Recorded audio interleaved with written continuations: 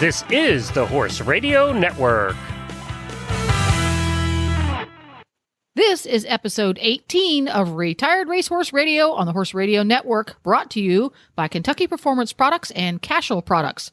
Retired Racehorse Radio is your guide to the adoption, care, and training of the retired racehorse, brought to you in cooperation with the Thoroughbred Makeover and New Vocations.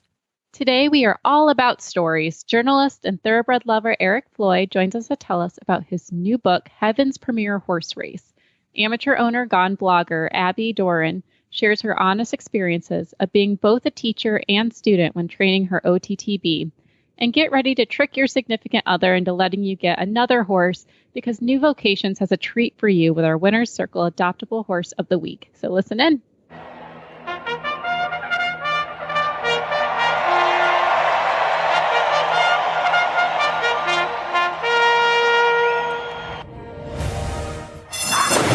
And they're off on Retired Racehorse Radio, the podcast that is your guide to the adoption, care, and training of the retired racehorse. And this is not Jamie Jennings from Norman, Oklahoma. This is Coach Jen from Ocala, Florida. Oh, that's right. And this is Joy Hills from Kalamazoo, Michigan. And you're listening to Retired Racehorse Radio. Jen, welcome to the show. It's the first time we've had you on. This is fun. I have never produced Retired Racehorse Radio. I've never been a guest on Retired Racehorse Radio. And I'm a retired racehorse nut. So I know. I think Glenn purposely kept you away, though, because he knew it was going to be dangerous if all three of us were together. Well, the show's liable to go long. No.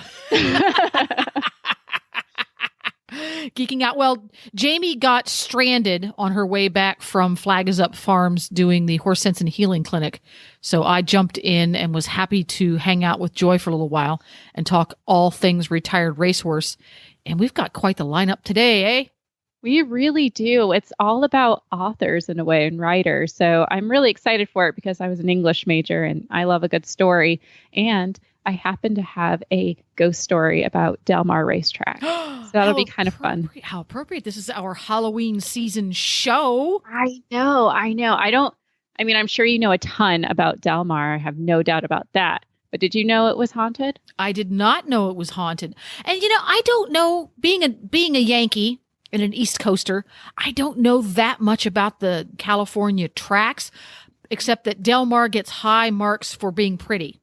But then that's California. Everything gets high marks. Yeah, it does get high marks for being pretty, but it also gets high marks in being spooky, which is kind of fun. It's actually on a haunted trip tour in the area. I know. So, it must be legit, right? Well, absolutely. If there's a tour for it, that means it's legit, right? No. So in 2015, Del Mar actually allowed a paranormal investigation group called South Coast Paranormal to conduct an investigation of the Turf Club and grandstands after hours. And they found some proof that there might be visitors beyond the grave at the track. Are they going to be on the Ghost Hunters TV show? I wish. I would watch that. I would totally. But yeah, they hear that there's horse hooves that people will hear at night, and they can hear people drinking and laughing in the different rooms. It's pretty neat. Was this an article that you had found or Yes, I found it on americasbestracing.net, and it was written in 2017. And they said in 1985, the Del Mar Grandstand was declared unsafe and underwent a series of renovations. And the grandstand was built by Bing Cosby and Pat O'Brien in 1937 when safety codes were much more lax. When it was finally demolished and rebuilt in 1991, they believe the job may have awoken some spirits that have been haunting the upper grandstand of Turf Club ever since. I know. They hear voices, see strange apparitions moving through the hallway, and even found cold spots that you can literally feel. I want to go to Del Mar. I know. So if any of our listeners are in that area, I would love to find out if you've ever taken that haunted tour, because I want to know if it's worth going. Absolutely. That sounds Send us great. A message if you've gone. Maybe we'll get you on for our next episode. Now, the sort of haunting I'm familiar with when it comes to horse facilities is the kind that you go to get your polo wraps out of your tack trunk and they've magically disappeared. That's happened. The polo wrap poltergeist. Yeah. It's a thing. Yeah. It's a real thing.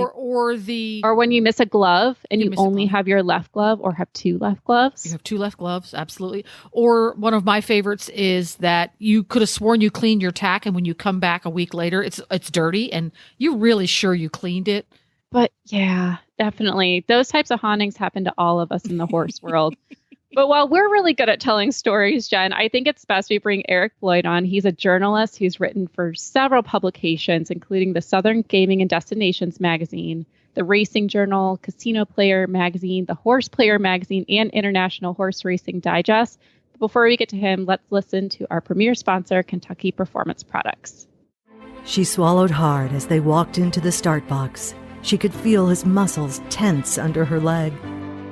5, 4, 3, 2, 1. Have a great ride. She didn't have to ask.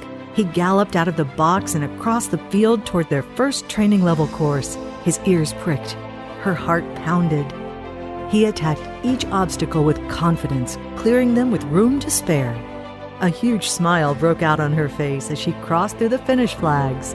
She leaned forward and buried her face in his neck. Their bond of love and trust blocked out all else. This love story is brought to you by Elevate. Research proven to have superior bioavailability. Elevate supplies the essential vitamin E often missing from the equine diet. Its all-natural formula supports healthy muscle and nerve functions. The horse that matters to you matters to Kentucky Performance Products. Call 859-873-2974 or visit kppusa.com to order today.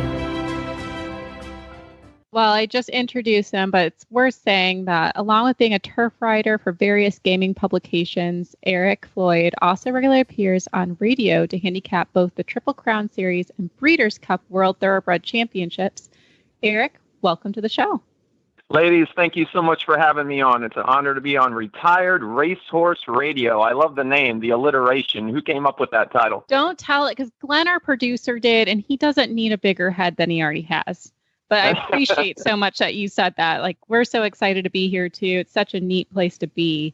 I mean, look at everything that you've done. You've worked for so many magazines. And how long have you been writing now?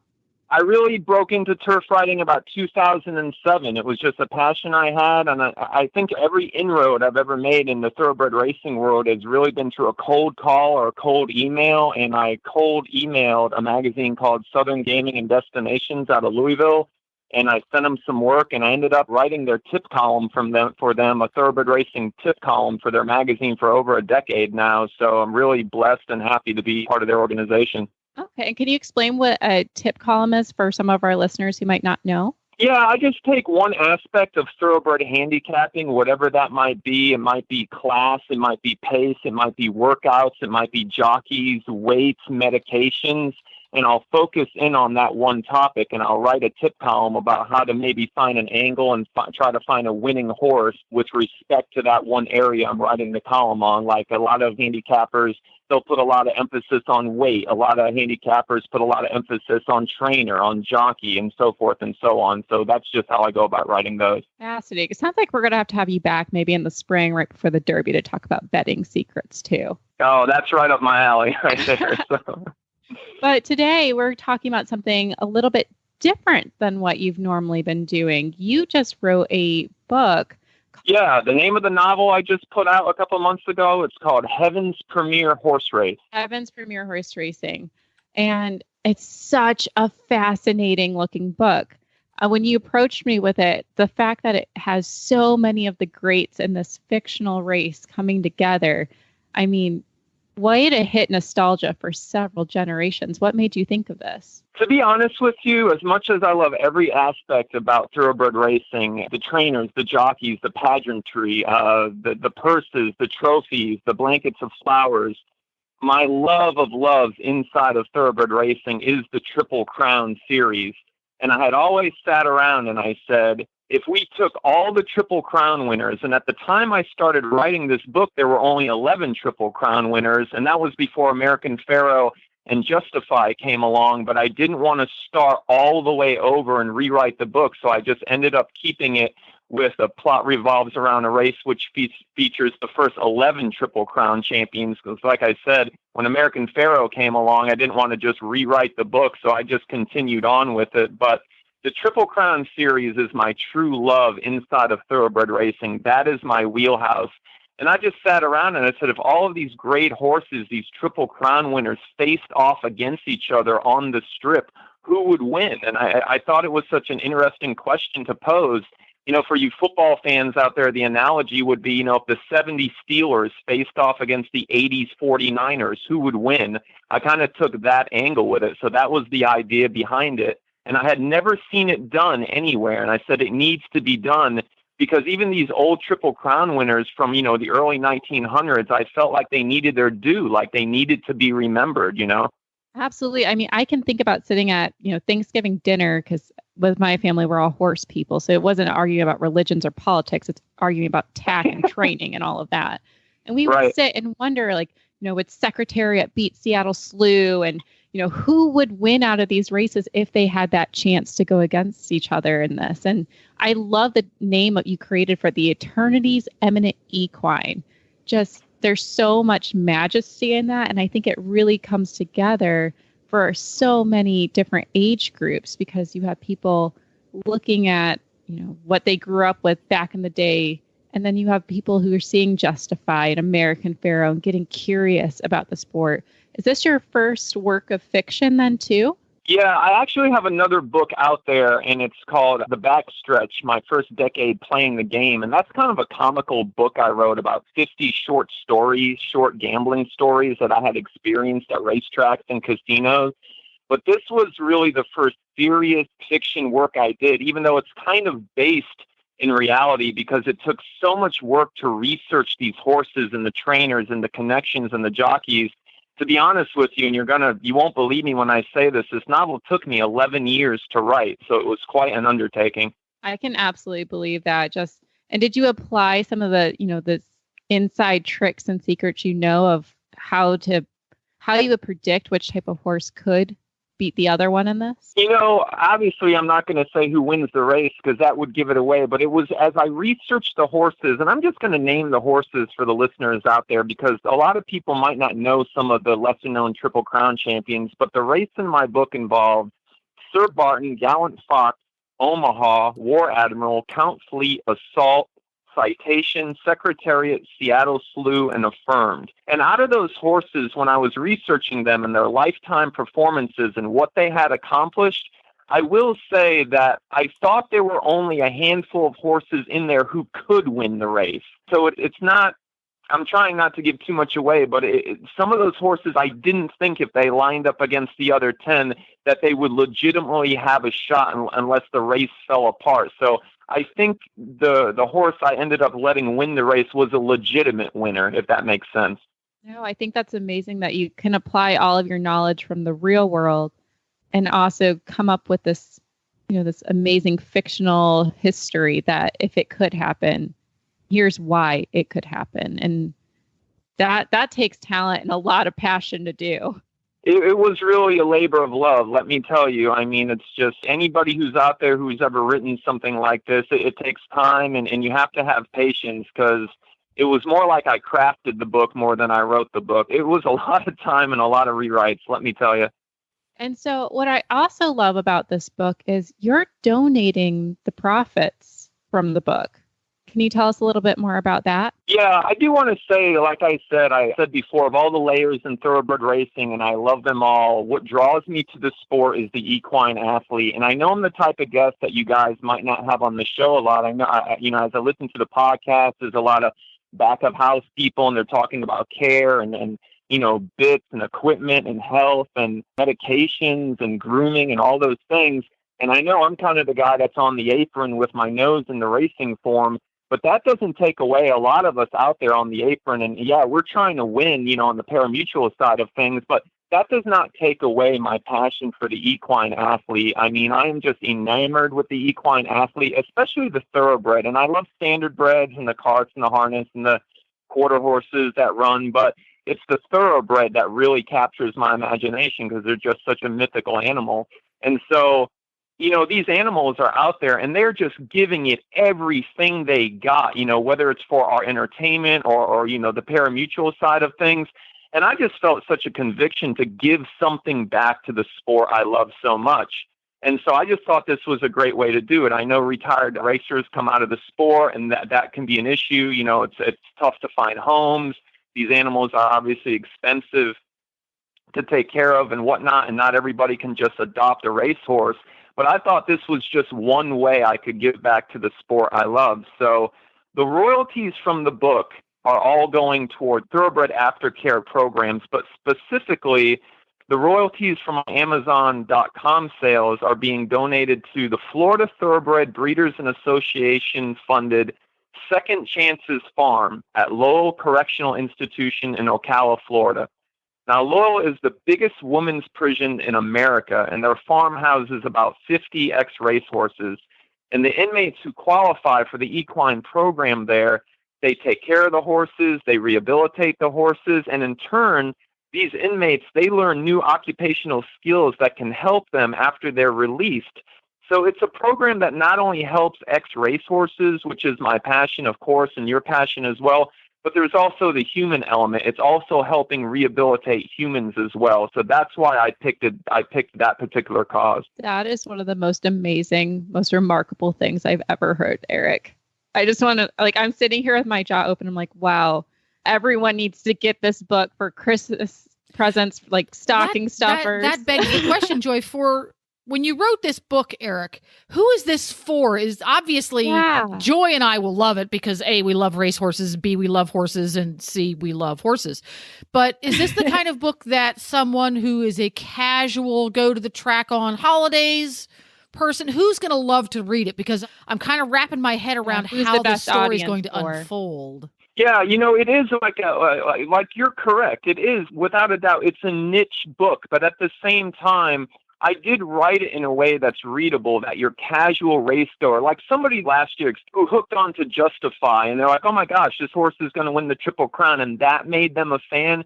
They could appreciate this book. Your hardened handicapper that's been going to the racetrack for 80 years, they could appreciate this book. Your casual fan, anybody who appreciates horse racing on any level is going to get something out of this. And I just also say there are things I put in the book, all through the book, called interludes. And it kind of takes time to introduce these characters, these trainers, these jockeys, tell you their history, what they accomplished. And the horses, too. I give background on the horses, where they came from, what were they struggles. Like Gallant Fox, for instance, he was your second Triple Crown champion. He won it in 1930. And that year, the Preakness actually ran before the Kentucky Derby, 1 week before the Kentucky Derby. The traditional Triple Crown series outlay now is the Derby, 2 weeks the Preakness, then 3 weeks in the Belmont. But that year, the Preakness ran, and then it was 7 days later, the Derby ran, and then it was 4 weeks later, the Belmont ran. So the Triple Crown has gone through all kinds of configuration and redesign since its inception. When Sir Barton won the Triple Crown in 1919, it wasn't even termed the Triple Crown.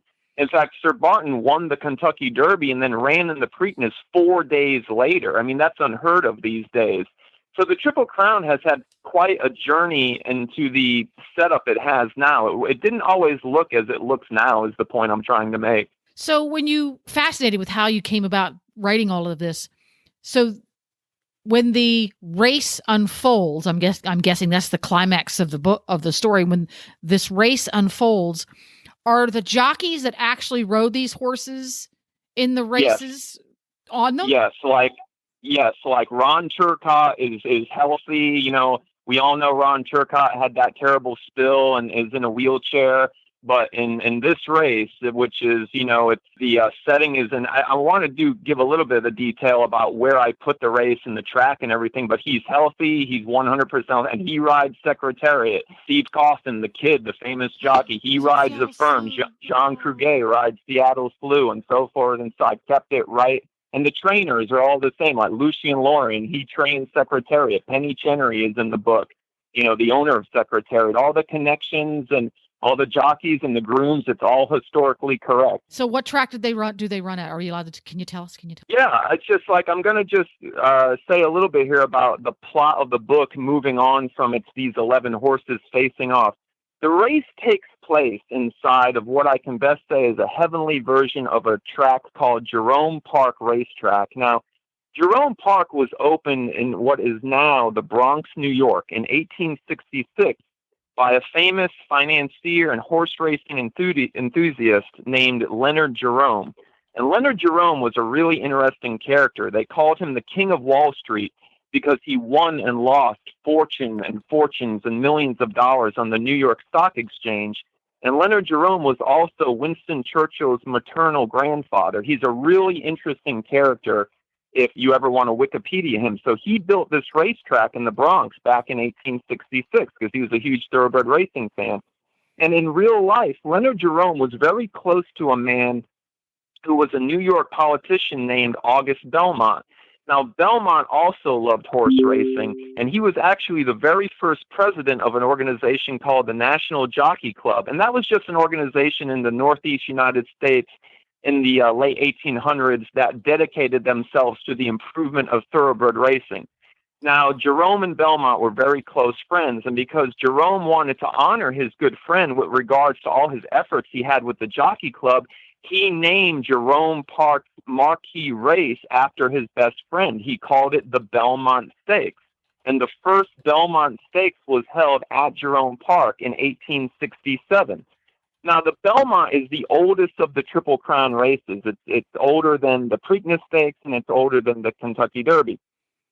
So you could technically say, because the Belmont is the oldest of the Triple Crown races and it was first run at Jerome Park in 1867, that Jerome Park is technically, in a way, kind of the birthplace of this entire Triple Crown series. And that's why I picked this track for the backdrop of the book. I mean, what better place to have a race with thoroughbred racing's first 11 Triple Crown champions than the Oval, which first hosted the oldest leg of the Triple Crown series.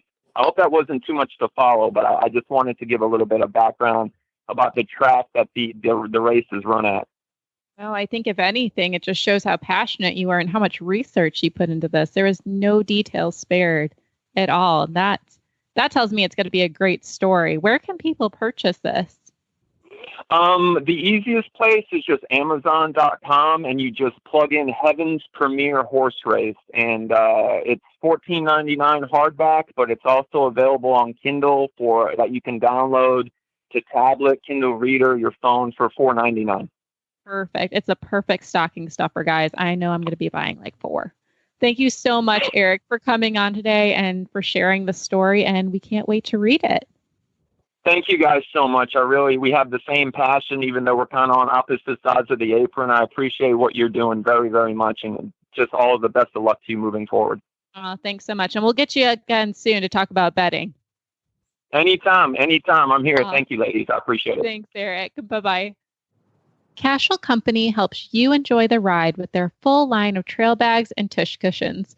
From cantle bags to horn bags and everything in between, comfort and convenience on the trail is what Cashel does best. To stay up to date with the latest products and news, follow Cashel Company on Facebook and Instagram. And to find their products, visit an authorized dealer or visit cashelcompany.com.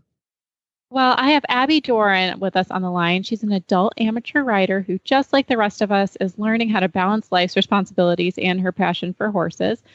Abbi, you have a fantastic blog called the OTTB Digest, and I'm excited to learn about your growing partnership with your horse, Gizmo. Welcome to the show. Thank you very much for having me. So you started this blog because you decided to get an off-the-track racehorse. What made you decide that? What drew you to the off-the-track thoroughbred? Honestly, it was not something I decided. It kind of fell into my lap. I was looking for nothing under the age of like 9 or 10, and I was looking for something that was going to be a little bit less of a project, but somebody told me about him, and I don't know what it was about him when they told me, but I knew he was the one right away, so it kind of just happened that way. How do you know it's just the one? I think we all have that moment when we find that heart horse, but I always love to hear, like, what was the moment? The moment I knew was actually right after I'd finished my trial, like, ride on him. I went to go see him for the day, rode him, and we were all sitting on this little platform by the ring, kind of talking about him. The seller and my friend and I were talking about him. And as we were sitting on the platform, he was standing in front of me and he just laid his head in my lap for 30 minutes while we spoke. And then he bit my thigh. So I thought, this is the one. He has to be the one for me. It's too funny. I mean, yeah, thigh bites. That's a sign of love, right, Jen? Oh, yeah. I say love bites. Duh. It's such a gelding thing. But you know what? It is. I love those moments too. They're the memorable moments. And so you weren't expecting to get a project horse. Have you had project horses before? Is this something that's in your comfort zone? It is way outside of my comfort zone.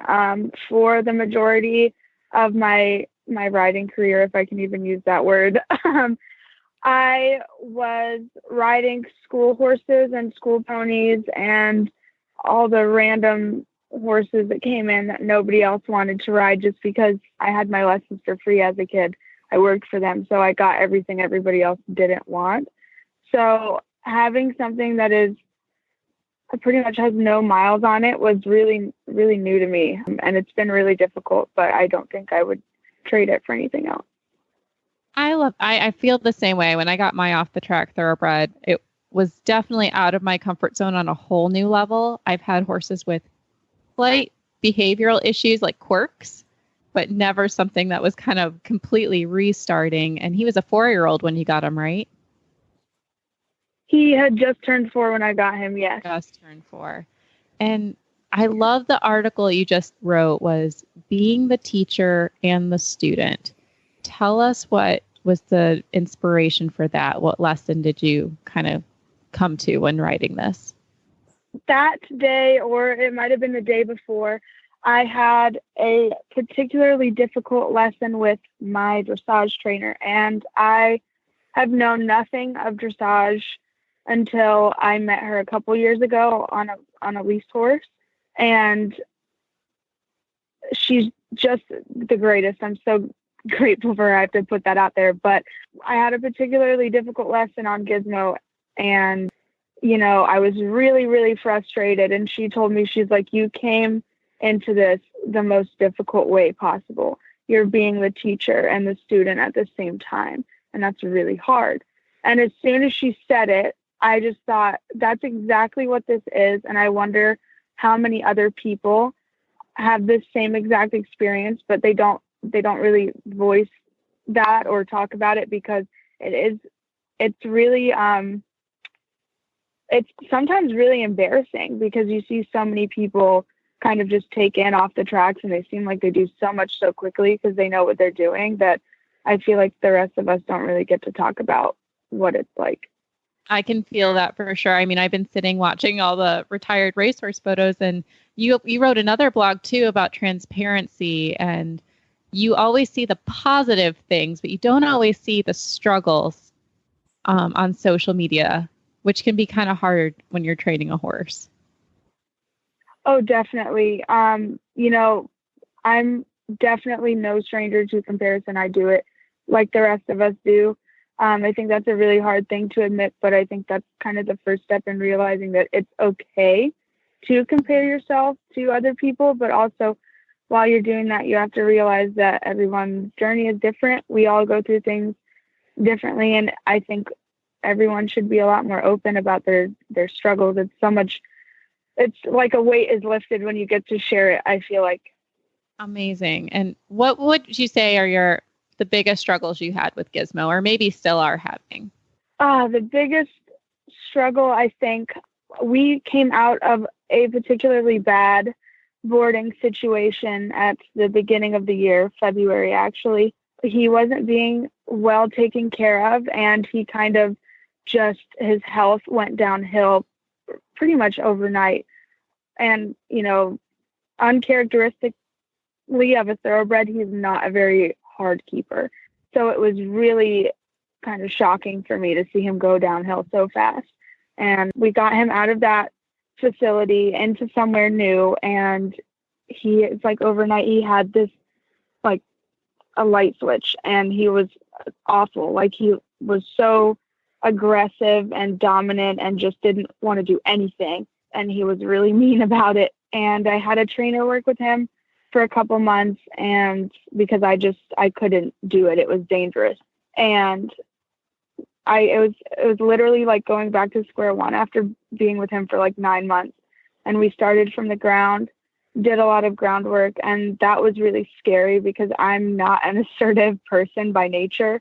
So for someone to tell me that I had to stand up to something that's 10 times my size, that was really hard. And I thought I wasn't going to be able to do it. And I actually started shopping around for other horses, and I was going to put an ad up for him because I didn't think I was the best home for him at that point.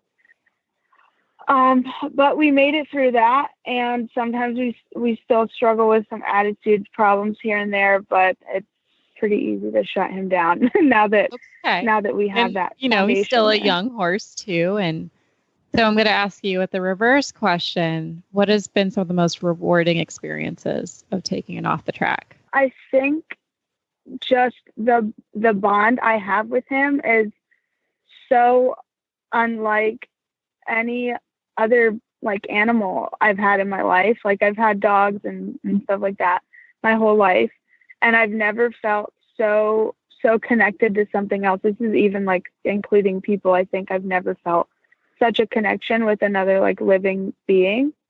And it wasn't always like that. And he made me work to have this relationship with him. And so I'm really appreciative of it. And that's been the most rewarding thing, is having that closeness.